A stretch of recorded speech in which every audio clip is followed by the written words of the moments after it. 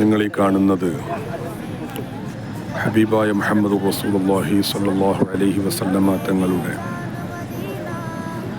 ജീവിതത്തിലെ ഏറ്റവും സന്തോഷകരമായ ഒരു മുഹൂർത്തം സമ്മാനിച്ച സ്ഥലത്താണ്. തൻ്റെ നാട്ടുകാർ മുഴുവനും തനിക്ക് എതിരാവുകയും മക്കയിൽ നിന്ന് ജനിച്ച നാട് വിട്ടുകൊണ്ട് പലായനം ചെയ്ത് യത്രിബ് എന്ന നാട്ടിലേക്ക് മുത്തുനബി തങ്ങൾക്ക് വരേണ്ടി വന്നു. തൻ്റെ പ്രിയതോഴൻ സിദ്ദീഖുൽ അക്ബർ റളിയല്ലാഹു അൻഹുവിനോടൊപ്പം ഖസ്വാഇൻ്റെ പുറത്തിരുന്നുകൊണ്ട് ദിവസങ്ങളോളം മലകളും മരുഭൂമിയും താണ്ടി മക്കയിൽ നിന്ന് യസ്രിബിലേക്കുള്ള മുത്തുനബിയുടെ യാത്ര. ആ യാത്രയിൽ നിരവധി മുഅ്ജിസത്തുകൾ മുത്തുനബി തങ്ങൾ പ്രകടമാക്കുന്നുണ്ട്. ആ യാത്ര ഇന്നത്തെ മദീനയുടെ അതിർത്തിയോടടുത്ത് കിടക്കുന്ന ഈ പ്രദേശത്ത്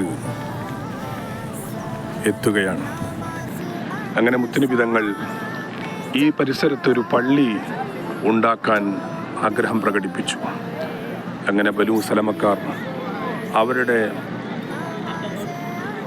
അധീനതയിലുണ്ടായിരുന്ന ഈ സ്ഥലത്ത് ഒരു പള്ളി നിർമ്മിക്കാൻ മുത്തുനബി തങ്ങൾക്ക് അവർ ഹദിയായി സ്ഥലം കൊടുക്കുന്നു. ആ സ്ഥലത്ത് ഹബീബായ മുഹമ്മദ് മുസ്തഫ സല്ലല്ലാഹു അലൈഹി വസല്ലമ തങ്ങളുടെ നേതൃത്വത്തിൽ മുത്തുനബിയുടെ സ്വന്തം അധ്വാനത്തിൽ മസ്ജിദുൽ ഖുബാ എന്ന് പറയുന്ന ഈ ഖുബാ പ്രദേശത്തുള്ള പള്ളി നിർമ്മിക്കപ്പെട്ടു. നിങ്ങളീ കാണുന്നത് ഇന്നത്തെ മസ്ജിദുൽ ഖുബയാണ്. 1400 വർഷങ്ങൾക്ക് മുമ്പ് ലോകത്തിൻ്റെ നേതാവ് മുഹമ്മദ് റസൂലുള്ളാഹി സ്വല്ലല്ലാഹു അലൈഹി വസല്ലം തങ്ങൾ ഈ പള്ളി നിൽക്കുന്ന സ്ഥലത്ത് അവിടുത്തെ വിയർപ്പൊഴുക്കിയിട്ടുണ്ട്. ഓരോ കല്ലുകൾ തൻ്റെ ചുമലിൽ ചുമന്നുകൊണ്ട് പള്ളിയുടെ നിർമ്മാണത്തിന് വേണ്ടി പോകുമ്പോൾ സ്വഹാബത്ത് മുത്തുനബിയുടെ ഹളറത്തിൽ വന്നുകൊണ്ട് പറയുന്നുണ്ട്, യാ റസൂലല്ലാഹ്, ഞങ്ങൾ എടുത്തോളാം കല്ലുകൾ, അങ്ങ് എടുക്കേണ്ടതില്ല, ഞങ്ങളുണ്ടല്ലോ, ഞങ്ങൾ ചെയ്യാമെന്ന് മുത്തുനബിയോട് പറയുന്നുണ്ട്, മാറിയിരിക്കാൻ ആവശ്യപ്പെടുന്നുണ്ട്.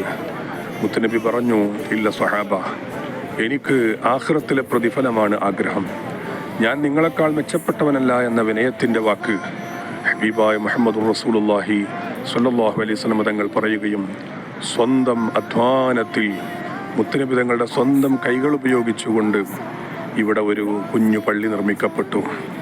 ഈന്തപ്പനയുടെ മടലുകൾ ഉപയോഗിച്ചുകൊണ്ട്, ഈന്തപ്പനയുടെ പനങ്കുറ്റികൾ ഉപയോഗിച്ചുകൊണ്ട് തൂണുകൾ നിർമ്മിച്ചുകൊണ്ട്, അതേ രൂപത്തിൽ ചെറിയ ചെറിയ കല്ലുകൾ, ആ കല്ലുകൾ പടവുകളാക്കി കെട്ടിക്കൊണ്ട് ഒരു പള്ളി നിർമ്മിക്കപ്പെട്ടു.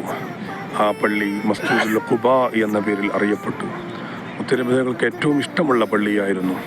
3 ദിവസത്തെ താമസത്തിന് ശേഷം മുത്തുനബി തങ്ങൾ ഇവിടെ നിന്ന് ഇന്ന് മദീന പള്ളി നിലകൊള്ളുന്ന സ്ഥലത്തേക്ക് തുടർന്ന് യാത്ര പോകുന്നുണ്ട്. എന്നാൽ മുത്തുനബി തങ്ങൾ മദീന പള്ളി നിൽക്കുന്ന സ്ഥലത്തേക്ക് അവിടുത്തെ താമസം മാറ്റിയെങ്കിലും എല്ലാ ശനിയാഴ്ചയും ഈ കാണുന്ന മസ്ജിദുൽ ഖുബയിലേക്ക് നബി സല്ലല്ലാഹു അലൈഹി വസല്ലമ തങ്ങൾ നിസ്കരിക്കാനായി വരാറുണ്ടായിരുന്നു എന്ന് സ്വഹാബത്ത് പഠിപ്പിച്ചത് കാണാം. മാത്രമല്ല, ഈ പള്ളിയിലെ 2 റക്അത്ത് നിസ്കാരത്തിന് ഒരു ഉംറയുടെ പ്രതിഫലം ലഭിക്കുമെന്ന് വരെ ഹബീബായ മുഹമ്മദ് റസൂലുള്ളാഹി സ്വല്ലല്ലാഹു അലൈഹി വസല്ലമ തങ്ങൾ പഠിപ്പിച്ചതായി ഹദീസുകളിൽ കാണാം. അത്രയും പ്രാധാന്യമുള്ള മുത്തുനബിയുടെ ജീവിതത്തിലെ ഒരിക്കലും മറക്കാൻ കഴിയാത്ത ചരിത്രമിറങ്ങുന്ന പള്ളിയാണ് മസ്ജിദുൽ ഖുബാ. അള്ളാഹു എല്ലാവർക്കും എത്താൻ തൗഫീഖ് ചെയ്യുമാറാവട്ടെ.